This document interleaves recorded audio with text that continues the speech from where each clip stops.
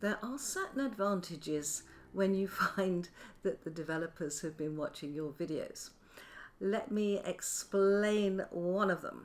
If you remember, I was very, very upset because I couldn't make a brick block out of this beautiful clinker clay.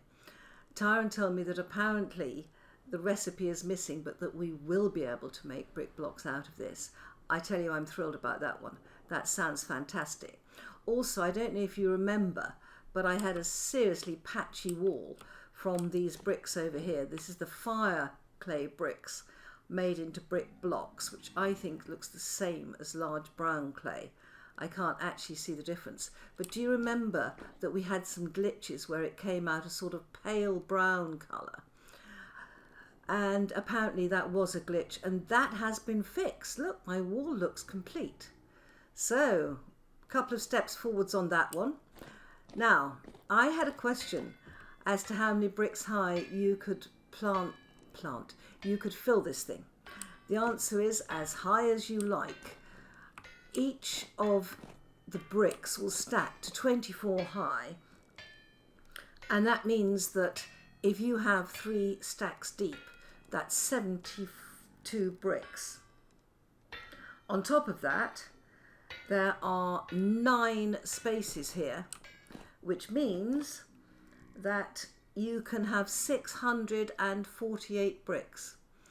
Now, it takes 8 of these bricks to make 1 brick block. So that's 81 brick blocks, but then it makes 3 blocks. So in fact, you get 243 blocks if you fill this thing completely, which for a 3x3 space filled with firewood is not bad. I think 243 brick blocks would certainly take us forwards in any build. I hope my maths is correct. Guys, let me know if it's not. I would still like to be able to have planters in these gorgeous colours. Now, having said that, the extra refractory bricks are apparently so that you can put shelves in for things that don't stack, and that would be things like bowls, jugs, that sort of thing. So that's a quick update on the kilns. I am wondering whether the world generation has slightly changed in 1.20. I'm now on 1.20 pre-13. My goodness, this is moving quickly, or a lot is being sorted out. But if we have a look at the map, let's go back to here. And I'm trying to get as much of the map up as I can. Yeah, where the new area came in was over here. Yeah, can you see the size of this interlinked lake area? It's absolutely huge. This is 1.20 generated, whereas if I go back, I don't have any areas that have got such a huge area of water. Now, I don't know whether that's just, you know, the luck of the draw on World Gen, or whether there is slightly more water in the world generation. But I think that's something that needs exploring. I don't know the answer. If any of you do, please let me know. And the reason I was thinking of this is that I have dug little canals through here, and one person who follows me at Forget Justice 22 was saying that he was digging canals all over his map to link lakes, and I'm not sure how feasible that is. This looks feasible here, and certainly, you know, canals could be dug through here, but it's quite an interesting thought as to how one could link lakes if we have boats. And it's very tempting, isn't it, to build these big canals. Anyway, I'm sure we will all turn into canal builders and not just path builders. Another interesting point is that I've been reading the notes, and apparently path blocks can now be fortified so that if you put a path down, somebody else can't move it or take it. It never occurred to me to steal path, but obviously somebody wants to reinforce it. Okay, well, we say thank you for that. You may remember that I had terrible problems with my inventory disappearing in the boats. This is being worked on. I believe it has been solved. But I was also concerned about whether people would be able to steal other people's boats. And this has been answered. It's in some of the notes that there's going to be a little HUD notice which tells you who has made the boat.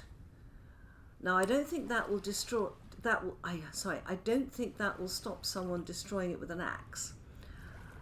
I'm not sure about that, but it will at least give an indication that it was made by a particular person.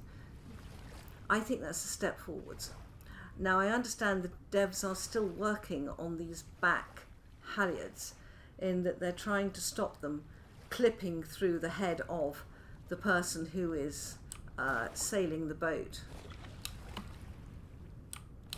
And, oh gosh, oh look, we can't walk through the boats anymore. I'd forgotten that was the case. But I think if you look at this back area, I think that the person sitting on the boat, their knees are a little bit cramped up here. That boat, maybe it can't be longer because of the size of it, but I know that in a real boat you would either have to take out two of the chests, but I don't think, and move the halyards forward, and I think that's, this geometry of this looks perfectly correct to me. I think that the back of the boat is a little bit short, particularly in comparison to the length of the middle bit. And it has just a feel, I'm sure it's not, but it just feels, is it shorter than the front? No, I think they're equal. Speaking of someone who loves sailing and boats, well, there you go, there you go. Anyway, it's all being worked on, and I'm really looking forward to the next time I make the boat. Apparently there's a new step been added into the launching process, which I think should be a lot of fun. I just have to decide where to launch it from.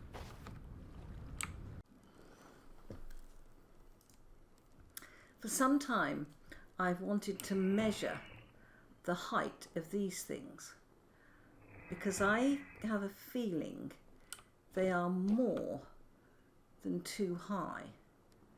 See, he's trying to escape me. He's trying to escape me because he wants to get at a distance. Come here. Come out. Yeah. They are more than two. That's a too high. That is a too high pit. And he is more than too high. So I doubt whether they could get, because of the height of the bows on the back, these bow torn, I don't think they would be able to get through a too high space. That's just something I think.